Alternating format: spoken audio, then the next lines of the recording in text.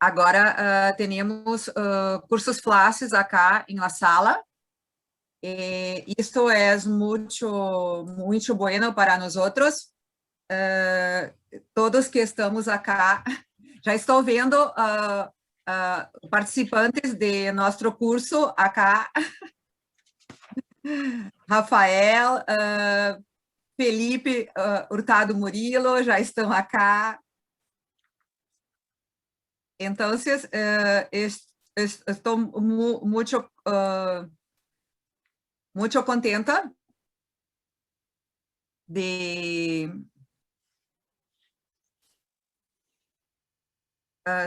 só um pouquinho acá, porque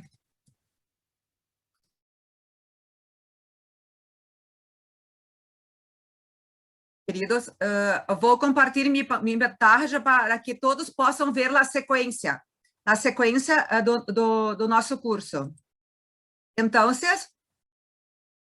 sejam todos bem-vindos ao curso Classes, que temos um comitê de cursos Classes que ha funcionado.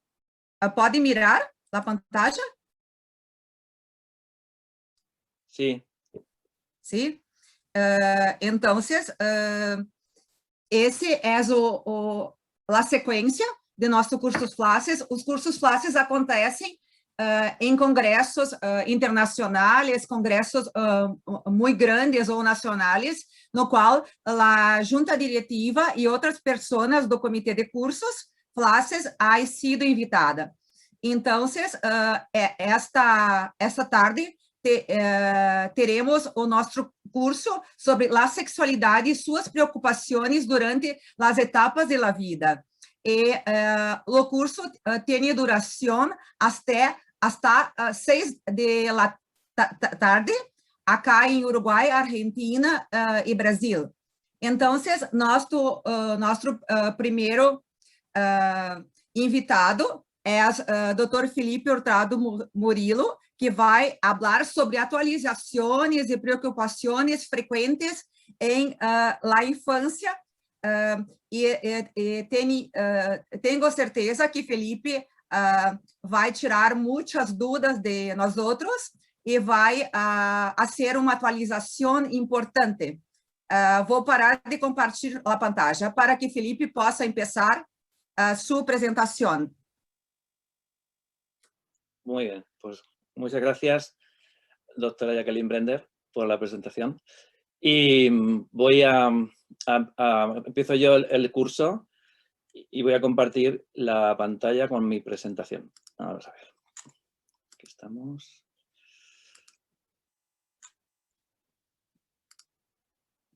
Estupendo. Bien. Cada persona ponente que participamos en este curso, pues vamos a intentar hacer este tipo de actualización en las diferentes etapas de la vida. Y a mí me ha correspondido el desarrollo sexual y las preocupaciones que pueden surgir o ocurrir durante la infancia. Bien. A ver, entonces, el desarrollo de la sexualidad durante la infancia tiene una serie de características que voy a intentar describir. Por un lado, hay que partir del concepto de sexualidad, ¿vale?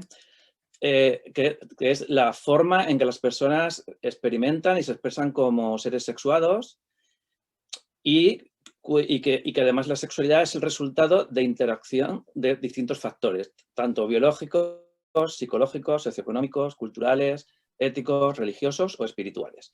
Una concepción y una definición consensuada y aprobada a nivel de la Organización Mundial de la Salud. Bien, la sexualidad basada en el sexo incluye el género, las identidades de sexo y género, la orientación sexual, el erotismo, la vinculación afectiva y el amor y la reproducción. Por lo tanto, la sexualidad a partir del nacimiento va a producir una serie de desarrollos que en algunos casos se inician en la etapa infantil, que es en la que yo me voy a centrar. Fundamentalmente lo que es el desarrollo de la identidad sexual y de género, todo lo que es inclusive la orientación sexual, pero también hay un erotismo y también hay una vinculación afectiva. Muy bien. Desarrollos en la infancia. Bien. La sexualidad de la infancia, hay que decir que tanto las niñas, al igual que ocurre en los niños, experimentan un placer sexual difuso durante los primeros años de su vida.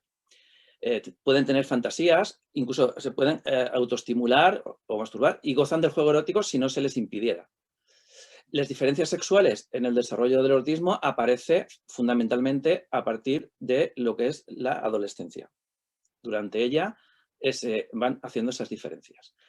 En aquellas sociedades donde las personas vamos vestidas y no desnudas, es muy frecuente que durante la infancia aparezca una vergüenza ante el desnudo del cuerpo, sobre todo las zonas que llevamos tapadas, y que también es por eso por lo que se le da mucha importancia o una curiosidad hacia los genitales, porque muchas veces en determinadas familias, si no hay hermanos o hermanas o no se ven adultos e hijos e hijas, pues no pueden verse las diferencias. Por lo tanto, saber lo que tiene el otro genera a veces este tipo de comportamientos que son normales, pero que para muchas personas adultas no saben cómo resolverlos o pueden tener una visión distorsionada de que hay una, como yo qué sé, una observación patológica de lo que se está haciendo. No deja de ser simplemente una observación y debido a las dificultades por vernos el cuerpo desnudo. Bien, por consiguiente, cobra una importancia fundamental ya durante la infancia la educación. La educación para una sexualidad saludable, que en muchos contextos, a nivel de países, regiones del mundo, diferencias entre regiones de un mismo país existen y que no se da en la mayor parte de situaciones esa educación para la sexualidad, sobre todo en estas etapas infantiles. Los humanos, las humanas, no tenemos instintos, todo lo tenemos que aprender. Muchas cosas las aprendemos por observación e imitación, pero a veces podemos observar aprendizajes o conductas que son inadecuadas. Y más hoy, bueno, pues que digamos que con todas las redes, con todo el mundo audiovisual, entonces, para poder realmente discriminar qué es dentro de lo que hemos observado, qué es correcto o qué es adecuado o qué es aquello que no nos va a producir problemas, necesitamos la educación. Por lo tanto, la educación en sexualidad es un complemento fundamental y necesario para la observación y para la imitación. ¿Por qué persisten tantos prejuicios, tantos mitos y tantas actitudes negativas alrededor de la sexualidad? Pues porque la sexualidad siempre ha estado ligada al mundo de las emociones, al mundo de los sentimientos, de las creencias y de los valores. Bien, por otro lado, ¿por qué persisten y por qué hay tantas diferencias entre personas? Porque los modelos educativos no son iguales para todas las personas. Hay personas que se siguen educando bajo modelos más tradicionales, que son cuestiones heredadas y que a veces incluso son lesivas para las personas. Por ejemplo, la persistencia en mutilar a las niñas como herencia cultural, por ejemplo. O el demostrar la virginidad de las mujeres, incluso emitiendo un certificado de virginidad. Bueno, en cambio, hay personas que tienen la posibilidad de recibir un modelo educativo más científico en base a hechos probados que podría contrarrestar las ideas, digamos, erróneas que podrían venir bajo ese modelo tradicional. ¿Pero qué ocurre? Los medios educativos por los cuales las personas vamos recibiendo información y educación en sexualidad también producen diferencias. Todas las personas pasamos por medios no formales de educación, es decir, donde no hay unos objetivos reglados, unos materiales consensuados, sino que es la familia la que da sus valores. Los medios de comunicación, dijéramos, envían mensajes, muchas veces vendiendo productos para ser más felices, que no lo son, ¿vale? Y el grupo de iguales de edad que presionan e informan sobre aquello que consideran que es interesante o que han oído o aprendido. Vale. Para contrarrestar esto, necesitamos medios formales de educación, con evidencia científica y con trabajo en actitudes positivas, en habilidades que permitan, digamos, solucionar conflictos de forma eficaz. Y todo esto sería el sistema educativo y el sistema sanitario. Pero volvemos a tener diferencias. ¿Por qué? Porque ni todas las personas tienen el mismo sistema educativo ni el mismo sistema sanitario. Y dentro de ambos hay profesionales que no han, digamos, tenido una educación formal y lo que hacen es transmitir las creencias erróneas, los mitos y sus juicios de valor. Por lo tanto, todo eso genera que siga habiendo este tipo de prejuicios, mitos y actitudes negativas en la sociedad. Bien. Para asegurar el desarrollo de una sexualidad saludable y exenta de riesgos, los derechos sexuales deben ser reconocidos, promovidos, respetados y defendidos por todas las sociedades y por todos los medios a su alcance. Entre los derechos sexuales se encuentra el derecho a la educación sexual integral mediante una información basada en el conocimiento científico que permita el uso del resto de derechos. Simplemente decir que los derechos sexuales se aprobaron por primera vez en el Congreso Mundial de Sexología, ¿vale?, que es como se llamaba entonces, el Congreso Mundial para la Sexualidad, que se celebró en 1997 en la ciudad de Valencia, en España, ciudad en la que yo resido. Y a partir de ahí, en 2014, se ampliaron los primeros 11 derechos a los 16 actuales. Bien. Por otro lado, hay organismos internacionales, como la Organización Mundial de la Salud, que en base a experiencias de programas de educación en sexualidad en diferentes regiones del mundo, establece unos estándares para realizar esa educación en sexualidad. La educación en sexualidad debe ajustarse a la edad de la persona según el nivel de desarrollo y comprensión, cultura, sensibilidad social y género. Otro estándar es que la educación sexual debe basarse en derechos humanos. Por lo tanto, no se produce un adoctrinamiento, sino que entrarían todas las personas de todas las culturas y de todas las religiones. Por otro lado, la educación sexual debe basarse en un concepto global de bienestar, que incluya la salud, no solo centrada en peligros o no centrada en culpas o en pecados, sino simplemente en esto, en el bienestar. La educación sexual debe estar firmemente basada en la igualdad de género, en la autodeterminación y en la aceptación de la diversidad, como algo enriquecedor de las personas. La educación debe de comenzar desde el nacimiento, no estar solo asociada a la edad de procrear, por ejemplo, que es donde muchas veces se centra, ¿vale?, sobre todo por el temor de las sociedades a que las jóvenes se queden embarazadas o el tema de los contagios. Bien, la educación sexual debe hacerse entender como una contribución hacia una equitativa sociedad que empodere a los individuos y a las comunidades. Y la educación sexual tiene que estar basada en una correcta información con bases científicas. Bien. Ya me centro en mi apartado. Desarrollos y preocupaciones en el desarrollo de la sexualidad infantil. Lo primero que adquirimos en ese desarrollo sexual o de la sexualidad a partir del nacimiento es la identidad sexual y la identidad de género. Bien, vamos a definir primero qué es la identidad, porque no todas las personas entienden lo mismo. La identidad en general es la forma en que las personas piensan de sí mismas o se describen a sí mismas ante otras personas. Es un sentimiento de pertenencia y puede cambiar con el tiempo. La identidad se obtiene a partir de la vida en relación y no es inmutable, sino que es un proceso dinámico estando en continua evolución. Bien, la identidad sexual, por lo tanto, es la identificación con un sexo, hombre o mujer, y alude a una valoración de condición biológica que categoriza a las personas como hombres o como mujeres. Se manifiesta durante la infancia, tanto en las personas cis, que son las personas no trans, como en personas trans. Y trans corresponde al conjunto de variedad de personas con diversas identidades de género que no coinciden, digamos, con una identificación ajustada al sexo asignado al nacimiento. Por lo tanto, la identidad sexual, tanto en personas cis como en personas trans, responde a la pregunta de ¿quién soy yo y quién siento que soy? Esa es la pregunta que te hace decir, yo soy tal. Bien, la identidad sexual no se elige, sino que se siente y constituye un elemento esencial de la personalidad. está constituida por la suma, no siempre en la misma proporción, de sexo biológico, identidad de género, rol y orientación sexual.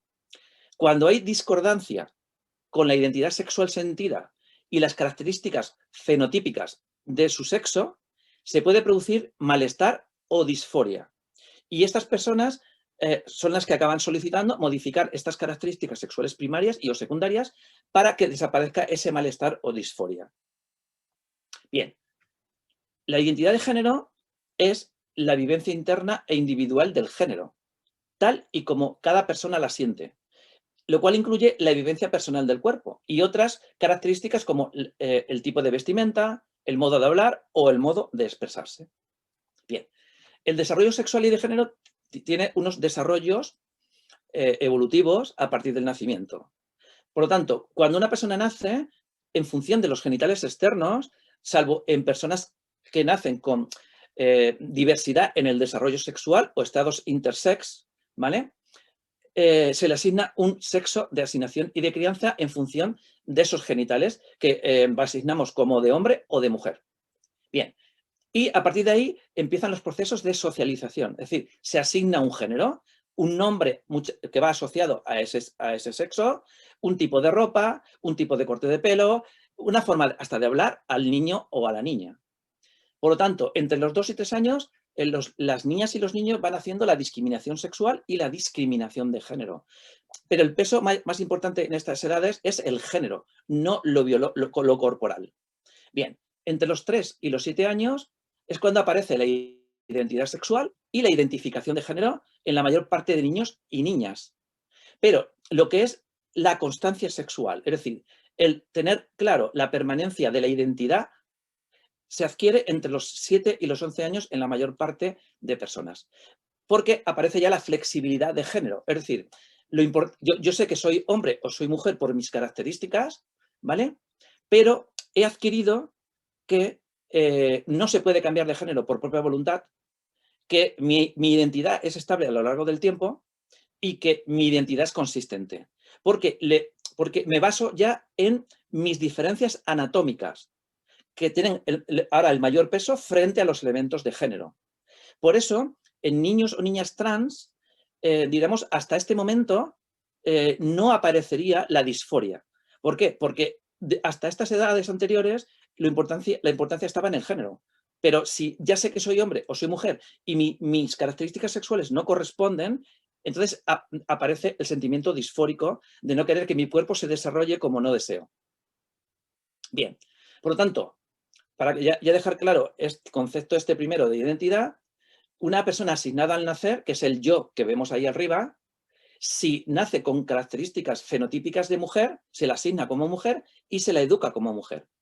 Si esa persona asignada y educada como mujer se identifica de forma femenina, ya tenemos la persona cisgénero femenina. Si nace con genitales inequívocamente de hombre y lo asignamos como hombre y lo educamos como hombre, si la persona además adquiere una identidad masculina, tenemos una persona cisgénero, porque hay congruencia entre el sexo asignado, género educado e identidad sentida. En cambio, si nos vamos por el lado de la derecha y esa persona que hemos asignado como mujer, que hemos educado en un género femenino, en cambio adquiere un género masculino, tenemos la persona transgénero, ¿vale? Pero si además se identifica corporalmente con unas características sexuales primarias y secundarias y por ello tendría disforia o manifestaría disforia, tenemos la persona transexual.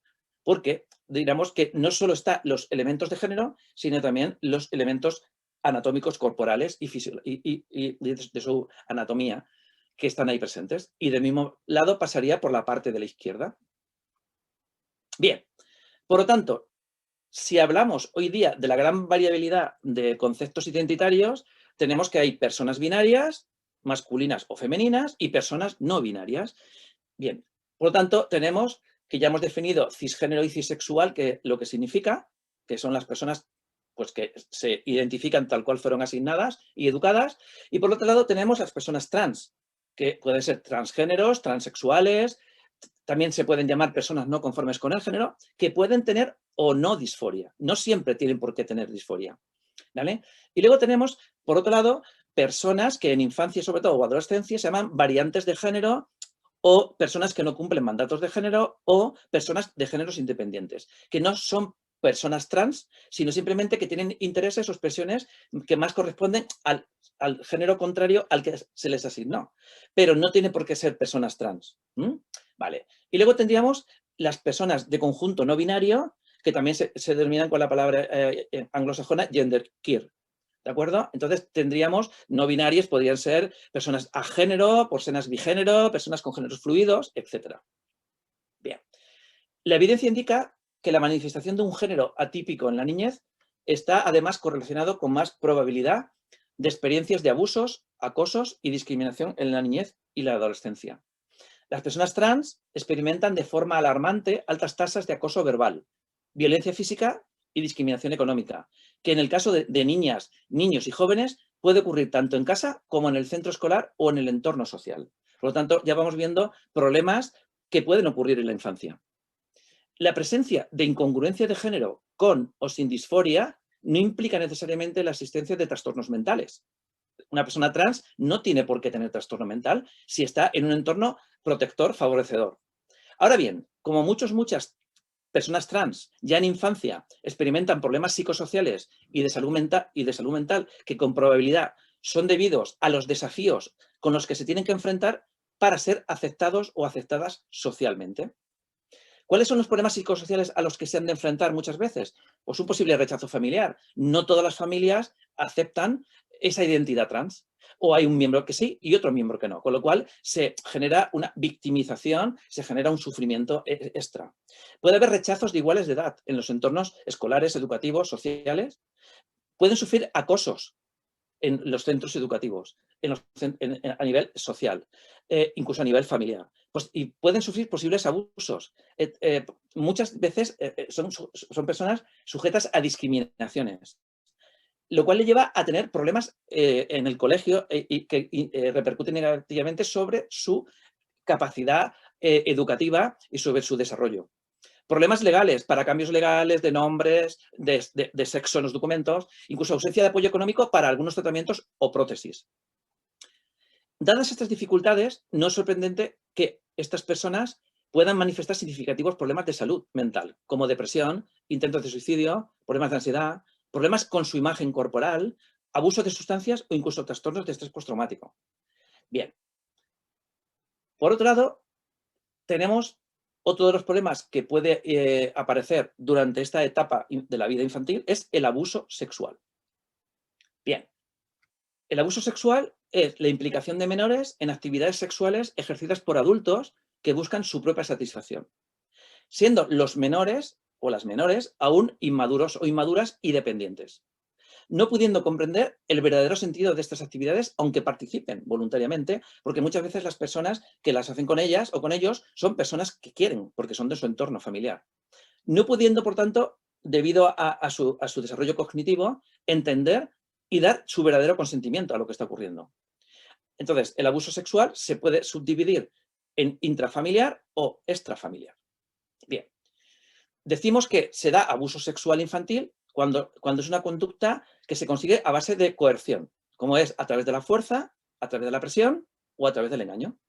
Pero también puede ser simplemente a través de la asimetría de edad, porque hay diferencias en madurez, en expectativas y en experiencias entre la persona mayor y la persona menor.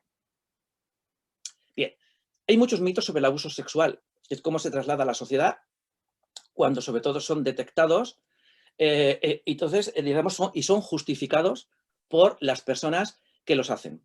Como que no existen o son muy poco frecuentes, que los ofensores sexuales tienen graves trastornos mentales, que son casi siempre desconocidos o que si ocurrieran en nuestro entorno nos enteraríamos. Todos son mitos. Nada de la realidad entra aquí. Que solo ocurre en ambientes especiales asociados a pobreza y baja cultura. No, ahí aumenta más, porque son niños o niñas más vulnerables, pero pasa en todas las capas sociales. Que cuando los niños o las niñas lo cuentan no dicen la verdad, que son fantasías. El 70% o más de las veces que un niño o niña dice que ha pasado es cierto. Hay pocos todos falsos. vão ser gravados até agora. Si la madre lo descubriera, no lo consentiría y lo denunciaría. Pues muchas veces sí, pero no siempre es así.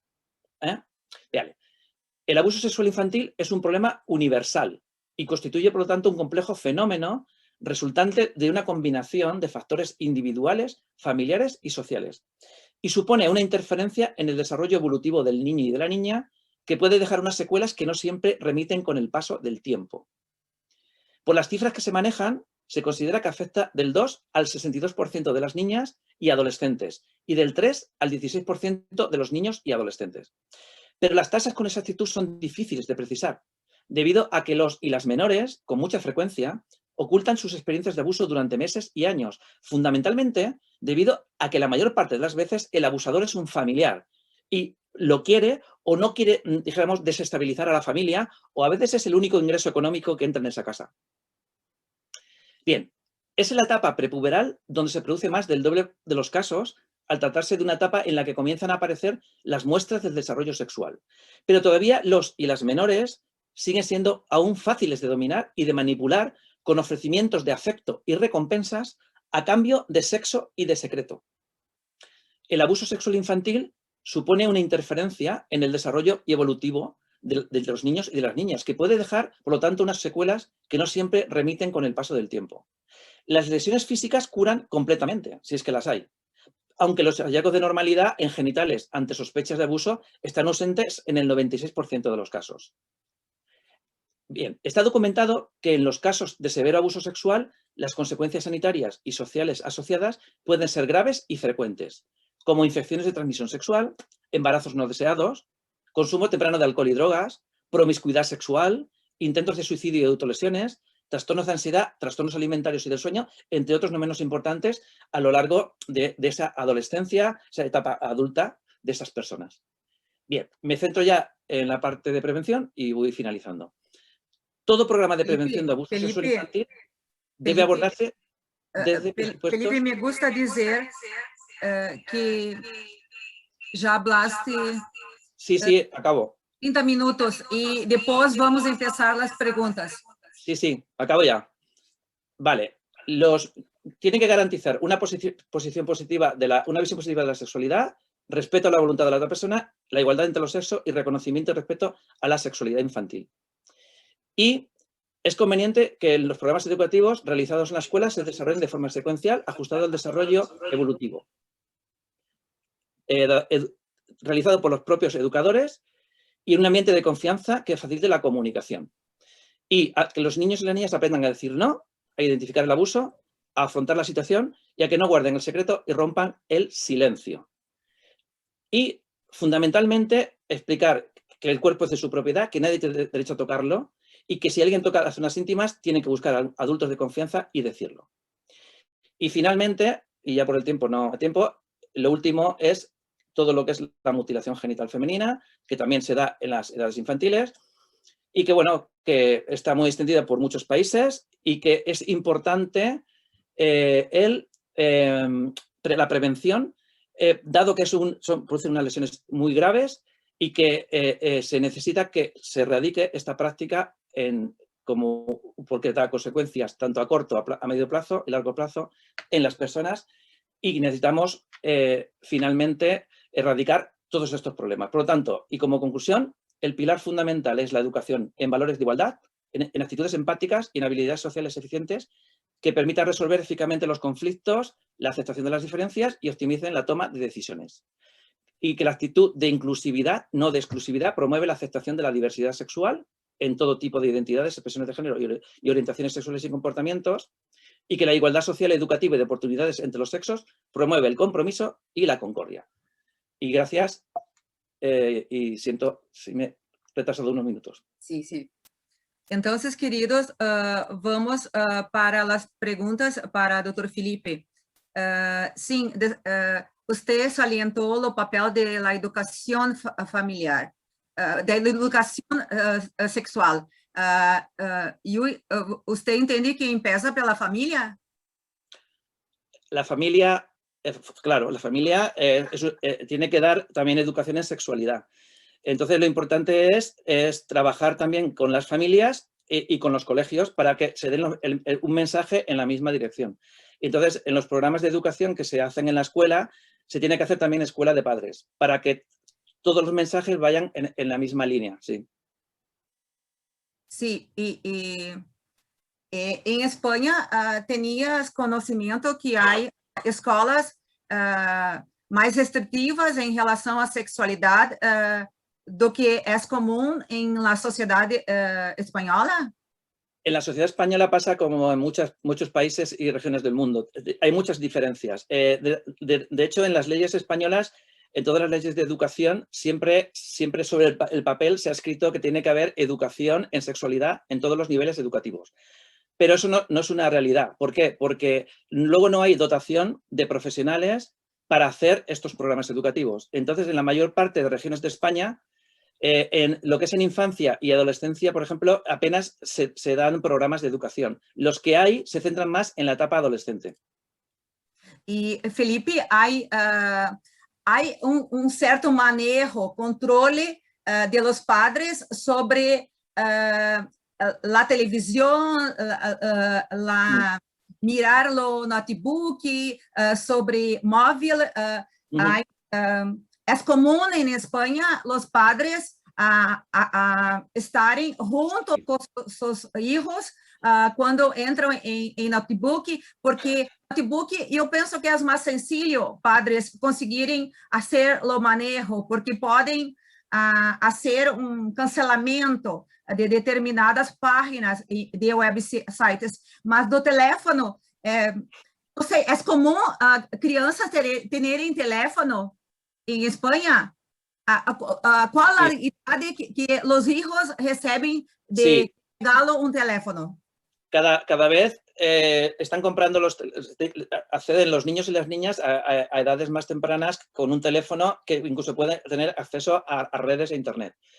La realidad es que sí que hay padres que se preocupan y controlan que los hijos pues, sepan manejar adecuadamente esto, y de hecho de esto se les habla en los colegios, en programas también de educación para que sepan manejar bien las redes y los peligros que tiene, pero también hay veces que muchas veces hay padres y madres que tienen menos habilidades, digamos, en el manejo de las redes sociales y los móviles que sus propios hijos. Entonces, digamos que a veces no tienen un buen control y de hecho a veces pasa que los hijos o las hijas, digamos, pueden acceder a redes, por ejemplo, de pornografía, por ejemplo, y los padres no son conocedores de estas situaciones porque ni ellos mismos lo manejan. Y luego también hay otra cosa es que hay veces que padres por temas de trabajo, por temas laborales, muchas veces dejan a los hijos sin supervisión.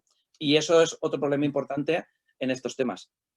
Y hay acá una pregunta. Esas dos son mis preguntas. Para que personas tenham tempo de pensar em perguntas. Hay acá uma pergunta de Camila sobre como manejar a masturbação infantil, acerca de como os padres poderiam orientar se miram brincadeiras eróticas entre os hijos, por exemplo, entre um hijo e um primo, ou entre hijos e seus amigos, como padres poderiam manejar essa situação de mirar brincadeiras eróticas, por exemplo, em sua opinião, como especialista, como devem os pais se comportar? A ver, la sexualidad, como he dicho, se inicia desde la infancia y el interés por incluida la masturbación puede ya aparecer. Los mensajes que hay que decir es que el cuerpo es natural todo, pero lo que hay que asegurarse es que tengan un nivel de conocimiento donde si utilizan el estimular su cuerpo, o incluidos los genitales, que no se hagan daño, por ejemplo, introduciéndose algún objeto en orificios que pueda generar dolor, y explicar que la autoestimulación erótica no es nada peligrosa, pero no se puede convertir en una conducta obsesiva, y que además siempre se tiene que dar en la intimidad. Y que ciertos comportamientos que incluyen este tipo de conductas sexuales son privados para ayudar a prevenir digamos que con otros más mayores, como puede ser un hermano o una hermana mayor, un primo o una prima, digamos, establezcan comportamientos sexuales por encima de la edad del menor o la menor y que no comprendan lo que está ocurriendo. Con lo cual podrían darse situaciones de abuso sexual. Por lo tanto, lo que hay que transmitir es que la sexualidad es buena, pero se tiene que dar con unas ciertas condiciones para evitar conductas de abuso por parte de otras personas y no transmitir el mensaje de que eso es malo, sino simplemente que si se tiene que hacer con una no obsesividad y enseñar, en el caso de que se haga, para que no se haga ningún tipo de daño. Felipe, há acá comentário, mas gostaria que você falasse sobre isso. Teremos André que disse, mirando todas as consequências do abuso sexual infantil, como os pedófilos podem buscar respaldo público. Pensar em ter o governo a seu lado. A ver, não sei, porque acá em Brasil o governo não está ao lado de grupos de pedófilos. Sí, pues la experiencia não sei nuestra... se em algum país há uma lei protegendo pedófilos. E eu ouvi falar que tinha alguns países na Europa que tinham novidades sobre a situação de los pedófilos. Não sei se conoces isso.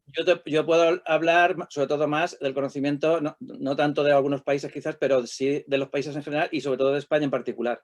A ver, aquí en España la pedofilia es un delito grave que está muy castigado y, por supuesto, cuando se detecta una posible sospecha simplemente, todas las personas, sean profesionales de la sanidad, sean de la educación o sea de donde sea, tenemos un protocolo que ante una posible sospecha, sin siquiera tener la seguridad de que está ocurriendo, todas las personas tenemos la obligación de ponerlo en conocimiento para que desde servicios sociales y desde el sistema jurídico valoren la posibilidad de si hay realmente evidencia de que eso está pasando, lo primero, para proteger a ese menor o a esa menor. Y a partir de ahí siempre se protege a los y las menores. En el caso de que haya evidencia de que sí que haya habido ese abuso sexual, digamos, hay unas penas, digamos, importantes sobre esas personas que han hecho ese comportamiento de abuso que, en dependencia de la gravedad y de la reiteración, pues puede llevar más años de condena. Lo que sí que se les da y se les ofrece siempre a las personas que tienen los trastornos de pedofilia y que ya han hecho delitos, son terapias para intentar que durante los tiempos de prisión y luego fuera de prisión, no reincidan en esos comportamientos. Pero no hay leyes que protejan a los pedófilos, sino todo lo contrario. Lo que se protege es a los menores y a las menores. Há uma pessoa acá que diz que gostaria de falar, mas uma pergunta, mas só podem escrever no chat. Podem enviar perguntas para o chat. É impossível fazer perguntas diretamente. O microfone está cerrado para todos. As perguntas são pelo chat. Então, eu penso que foi a mesma pessoa que perguntou sobre masturbação. Ela faz uma pergunta: como se habla com um niño para que a masturbação não seja excessiva, não seja obsesiva? Vale, pues se puede poner, depende de la edad del niño o la niña, se pueden poner ejemplos de otros comportamientos que se parezcan. Por ejemplo, si te gusta mucho comer chocolate o dulce, si comes mucho chocolate o dulce, te pones enfermo o enferma. Si te acaricias de vez en cuando, pues eso no es malo. Pero si te acaricias o estás siempre pendiente de acariciarte, puedes producir problemas en tu cuerpo y además tu cabeza no presta atención a otras cosas que te hacen disfrutar. Ese sería un mensaje que se podría dar, ¿vale? Si el niño o la niña tiene una edad que no entiende, porque es tan pequeño que lo hace delante de adultos, en ese caso, lo más fácil es captarle la atención con otra cosa, porque en ese momento no entiende que ese comportamiento que es realmente masturbatorio es algo inadecuado y a lo mejor no entiende que lo tiene que hacer en todo caso en su intimidad. En ese caso, lo que se debe hacer es captar la atención no sobre lo que está haciendo, sino sobre otra cosa distinta que permita que el niño o la niña lo deje de hacer. Pero digamos que lo que hay que siempre es asociar que acariciarse es malo, que la masturbación es mala, sino simplemente es cuándo y de qué manera, en qué condiciones se tiene que hacer, y ese es el trabajo que habría que hacer en esas edades. Entonces, hay acá una persona diciendo que en Perú la educación es mucho conservadora, que, na verdad, lo gobierno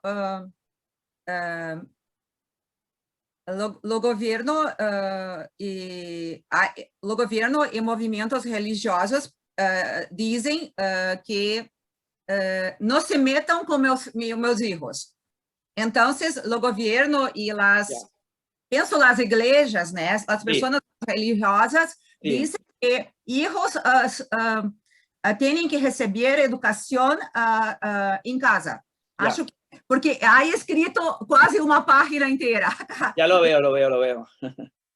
Lo veo. Puedes responder, Felipe. Sí, pues a ver, esto en muchos países, sobre todo que tienen una influencia todavía las religiones muy importante, donde la religión es la que gobierna todos los valores sociales, es muy frecuente. En España, que es un país muy secularizado, también hay grupos y sectores de la Iglesia, tanto islámica, por un lado, no solo es la Iglesia católica, ¿vale? Que son muy restrictivas en cuanto a estos aspectos, donde los valores dicen que se dan en casa y que nadie de fuera tiene que intervenir porque tienen el temor a que si se educa de esta manera interfiera con sus valores sociales. De hecho, en España, algunos gobiernos, algunos partidos políticos de extrema derecha están utilizando todos estos mensajes de este tipo para implantar una cosa que le llaman el PIN parental. Es decir, que para que den educación sexual a su hijo o su hija, tienen ellos que autorizarlo, la familia. Y eso solo lo están defendiendo los partidos de extrema derecha. Cuando la realidad es que cuando tú haces educación con evidencia científica, como he comentado, que por ejemplo, dentro de los documentos que se hacen desde WASH, desde FLASES, desde todas las sociedades científicas, lo que hacemos es trabajar basado en derechos humanos, en derechos sexuales, con lo cual no adoctrinamos. Por lo tanto, da igual las religiones y los valores de cada casa, porque no vamos a adoctrinar. Sí. Entonces, yo agradezco mucho y tenía que llamar a doutora Rafael Garcia. Agradeço muito a charla de Felipe, foi muito buena, muito completa, muito lenha, e em função do tempo, sempre vamos dar 10 minutos para perguntas e mais ou menos 30 minutos de charla, 25, 30 minutos de charla. Então, te agradeço muito, Felipe. Foi muito boa essa charla e penso que as pessoas perguntam pessoalmente ao Dr. Felipe as suas dúvidas, porque ou no final do curso, se quedar tempo, podemos volver a perguntar para o Dr. Felipe. Então, Dr. Rafael Garcia, seja bem-vindo para falar de adolescentes. Muy bien, pues